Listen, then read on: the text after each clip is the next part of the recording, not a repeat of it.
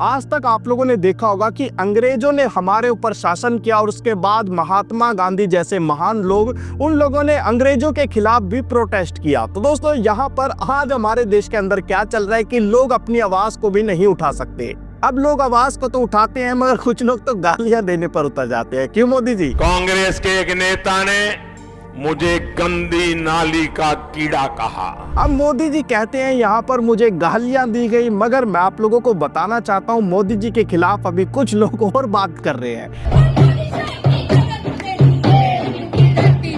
अब यहाँ पर आप लोगों ने सुना है, यहाँ पर कहा जा रहा है कि कब्र खुदेगी, कब्र खुदेगी। किसकी?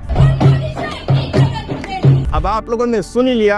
अब मैं बताना चाहता हूं जिस तरीके से यहाँ पर ये प्रोटेस्ट चल रहा है तो सब कुछ मैं आप लोगों को बताऊंगा, मगर सबसे पहले आप लोग ये देखिए कि हमारे देश के जो महान यानी बहुत बड़े पत्रकार हैं वो भी इसी बात की तकलीफ उन लोगों को हो गई कि इस देश के अंदर कोई कैसे मोदी जी की कब्र को खोज सकता है।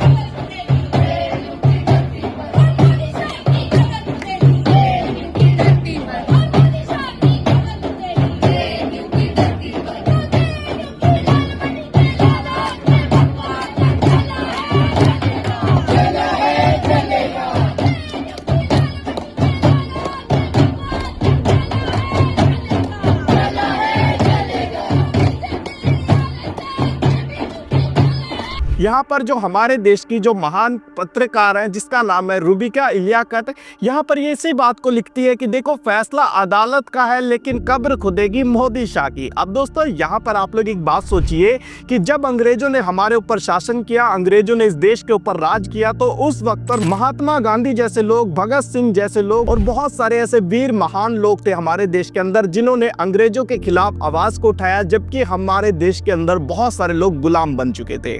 मगर आज आप लोग ये भी देख सकते हैं कि इस देश के अंदर कॉन्स्टिट्यूशन लागू है, सभी को अधिकार है अपनी आवाज को उठाने का, प्रोटेस्ट करने का। मगर दोस्तों यहाँ पर जो बीजेपी के नेता है, मैं बात कर रहा हूँ किरण रिजिजू की, जो कि इस बात को बोलते हैं कि मैं बीफ खाता हूँ, मुझे रोक कौन देगा। यहाँ पर ये भी इसी बात को लिखते हैं कि ऐसे देश में रहते हैं जहाँ प्रधानमंत्री को खुलेआम गाली दी जाती है, फिर भी ये मानसिक रूप से बीमार लोग आजादी चाहिए। अब दोस्तों क्या कोई व्यक्ति आजादी भी की डिमांड नहीं कर सकता?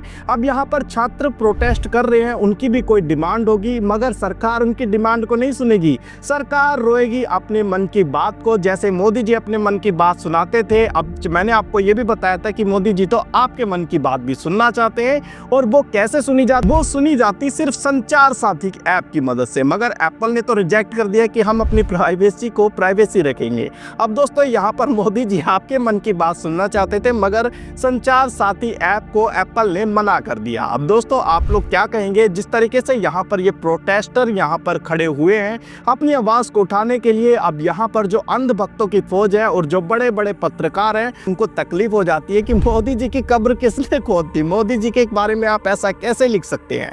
अब आप लोग मुझे बताइए इन सारी चीजों को देखकर आप लोगों को क्या लगता है कि इस देश के अंदर प्रोटेस्टर अपनी आवाज को भी नहीं उठा सकते? क्या इस देश के अंदर अपनी आवाज को अगर कोई उठाएगा तो उसको दबाने की कोशिश की जाती है या फिर नहीं? मुझे कमेंट बॉक्स में जरूर बताएं और इस वीडियो को लाइक और चैनल को सब्सक्राइब जरूर करें, क्योंकि आप लोग जानते हैं इस तरीके के चैनल और इस तरीके की वीडियोस दिखाना आज बहुत सारे लोगों के ऊपर बहुत ज्यादा प्रेशर हो जाता है। तो दोस्तों आप लोग इस चैनल की आवाज बने और इस चैनल को सब्सक्राइब जरूर करें।